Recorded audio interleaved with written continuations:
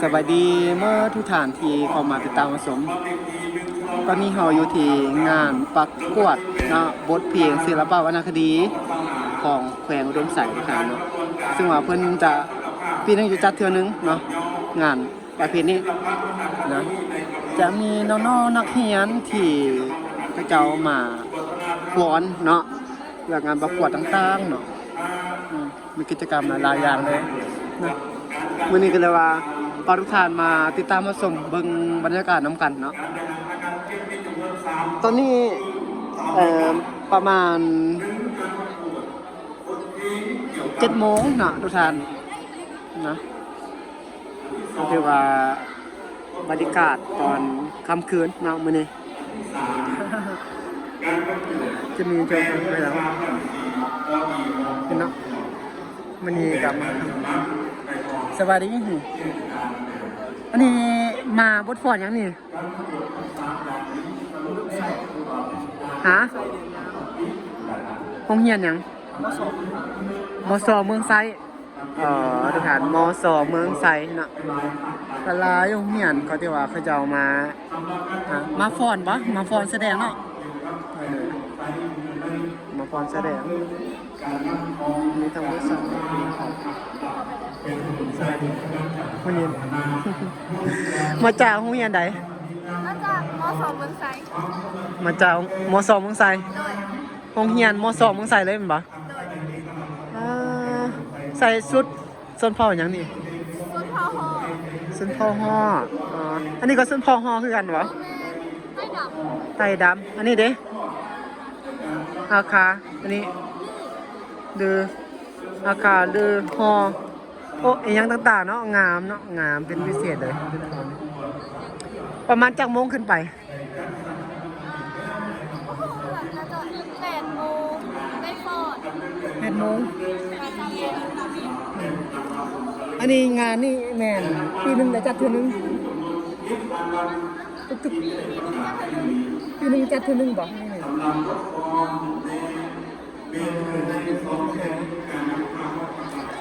โดย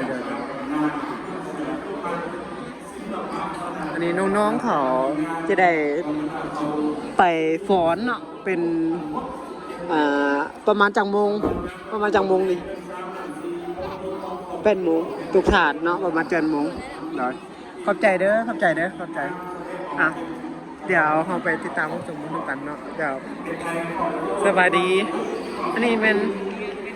ส้นเผาลาวบ่อันนี้เป็นส้นเผาลาวบ่นี่ส้นเผามงส้นเผายังนี่ดื้อฟอนจังโมง ฮะ ขึ้นไปฟอนจังโมงนี่ ยังไม่ได้ใจจ้ะ ฟอนพอเรื่อยโดยมาจากโรงเรียนไหนมสส้นเผาอ๋อส้นเผาแปลงต้มใส่หน่อยวะผู้จักอาจารย์คำไรบ่โอ้เนาะโอเคเนาะมีแต่ผู้งามๆเนาะนี่เนาะแม่นอันนี้มันคนส้นเผาก็มูวะ เป็นสุภาพบุรุษ อันนี้คนส้นเผาก็มูซื้อมา ซื้อเซนล่า ฮะ เซนล่า อนุญาตบอกผู้สาวก็มูเด้อซื้อมาซื้อแซงลาคนก็มูมักนะคนเมืองคนก็มูเด้เราคนก็มูเด้กี่คนมูนะ1 2 3 4 5 6 7 7 กุ้งมาอนุญาตมาเงิน 8บ้านเจริญองค์การห้วยล่า เมืองงา ห้วยล่า ห้วยลาเมืองอุสนะ แม่ง กับเมียนโอ้เมืองเมียนห้วยลามือแดดห้วยลา ป้ามือ ไปมือก้น ยักษ์นะ เฮียมือก้นเนี่ยมือลาอ๋อแต่ไม่เฮียนนั่นเฮียนหมอมือแหละสนะหมอหกแหละ ดูดงพันแล้วเดี๋ยวต้องสอนเราไปเรื่อยๆนั่นเดี๋ยวกับหน่อย เนี่ยกับน้องอันนี้เขาเป็นภาษาสัมเภาด้วยดิค่ะนะอันนั้นมุงที่กันนึง ฮะ น่ะวันมุงเป็นเบอร์ที่กันฟอน เมือง เออเอาไปเสียใหม่ 9 โมง สมมุติเนาะแล้วเขาเป็นเกินฟ้อนแบบว่าแล้วเกินฟ้อนประจำโรงเรียนมันบอกคัดเลือกคัดเลือกแบบว่าคนเตว่าคนติดเรียบที่สุดเพิ่มเรียนแต่ว่าความสามารถ เขาสมาร์ทเมื่อไรสนาย ความสามารถคนเรียนแล้วก็สร้างคน เราฟ้อนยังนึกมันวะ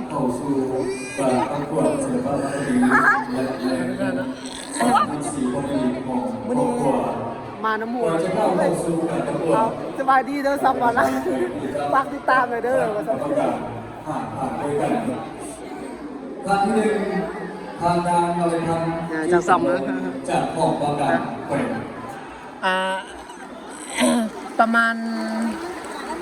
แต่ละอันแต่ละเฮียนออกจะเกินแบบว่าฟอนแต่ละเมืองคือเราฟอนศิลปะแต่ละเฮียนปะ13 รายการ16 รายการแต่ 16รายการมันน่ะ ว่าเขาอันอยู่อันรายการที่10 รายการ10 ทางที่สอง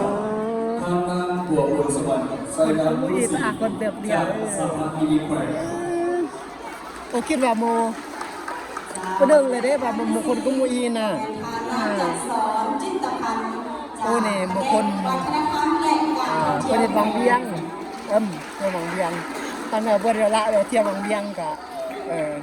ก็มา จาก ทหารไปนั่นเคยเอาดาบวังเวียงปะ เสียงซี เคยเอาเที่ยววังเวียงจากเที่ยวนะไม่เคยตะนาเดี๋ยวเที่ยววังเวียงมาฝากแฮมเอาว่าเป็นสาระซะเพราะว่าส่องโอเทงยูทูบ ไปทำซองอย่างชื่อซองอย่างมึง ผู้หญิงจากโรงเรียนวโสห้วยคุ้ง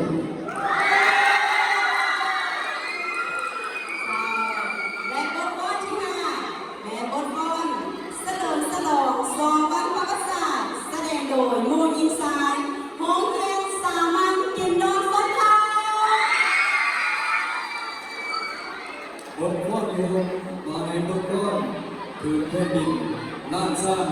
นำแสดงโดยผู้หญิงจากโรงเรียนนิตภาพ และบทกลอนที่7บทกลอนพักคือแก้วตาดวงใจนำแสดงโดยมูลอินไซด์ส่วนตั้งแขวง ขอเสนอเลยครับประธานไปติดตามรับชมได้ขอเสียงตบมือดังๆต้อนรับนักแสดงครับ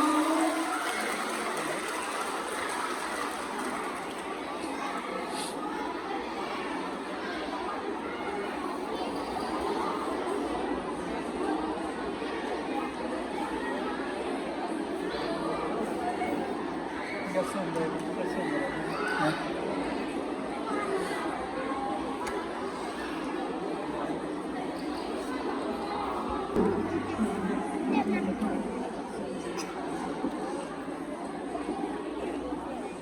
จากมือของคุณคิดจะปากกาสอนส่งความหวังให้กับลูกหลาน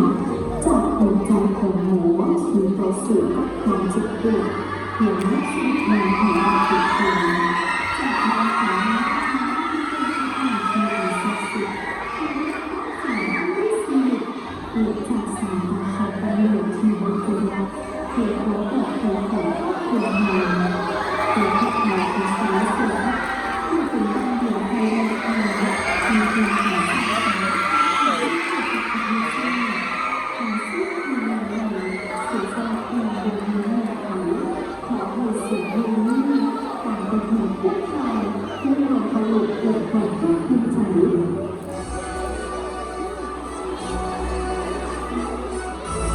งานประกวดบทเพลงศิลปะวรรณคดีเนาะบรรยากาศในการงานแสดงเนาะ